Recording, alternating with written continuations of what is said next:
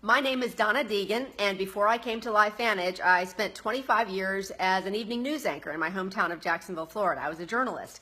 And along that journey, I was diagnosed with breast cancer, not once, but 3 times.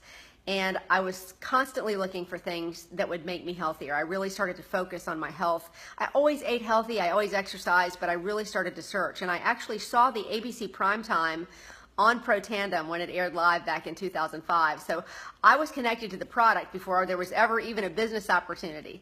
And then 5 years later, I was literally just praying for something that would take me out of what I called my murder and mayhem job. I had decided that bad news in and bad news out was not a good thing for me all day long, and I really wanted a bridge out. But truly, I was 50 years old. I thought, how in the world am I going to be able to do something that will allow me to make the type of living that I'm making as an evening news anchor? Well, I get a call from my friend Gabe Pearson, and he says, I'm bringing a new company to Jacksonville, and I would love to tell you all about it. So I jumped at the chance to meet with Gabe, had no idea what it was about, and sat down across from him, and he starts telling me the story of LifeVantage.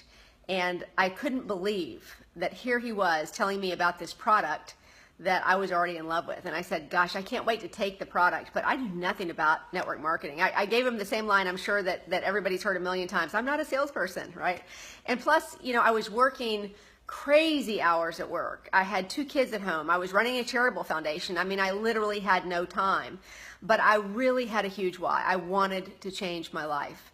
And Gabe told me if I would just do what he said to do, that he would have me out of there in a year. And of course I didn't initially. I was too scared to open my mouth. I was afraid that it was going to hurt my reputation, and my ego got in the way.